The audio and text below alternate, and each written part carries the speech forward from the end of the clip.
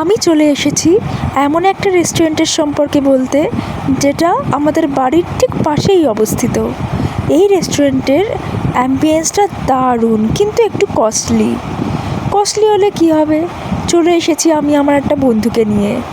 তো দারুণ অ্যাম্বিয়েন্স। এবার আমরা খাওয়া দাওয়া স্টার্ট করব।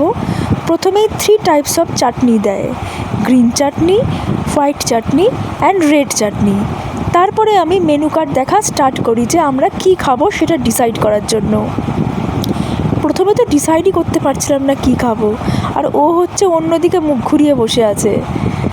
তো যাই হোক, এবার আমাদেরকে সার্ভ করা হলো আম খাস, সবুজ যেটা সেটা হচ্ছে আম খাস, তারপরে হচ্ছে তন্দুরুটি, পনির রেজালা আর কলকাতা মাটন বিরিয়ানি।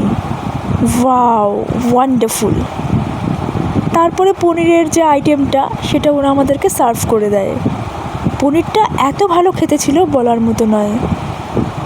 লাইট, কিন্তু খুব মাখনের মতো নরম, দারুণ খেতে ছিল। ও তো খাওয়া স্টার্ট করে দিয়েছিল, আমিও একটু পরে খাওয়া স্টার্ট করলাম।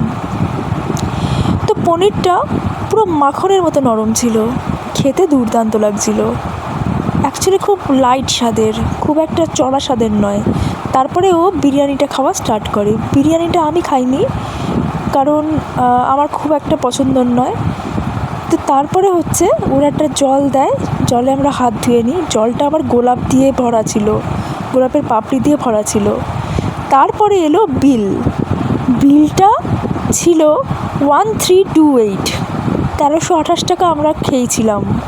যদিও খুব একটা বেশি নয়, আই নো দ্যাট, তো তবুও 1328। সবশেষে অ্যাম্বিয়েন্সটা দারুণ ছিল।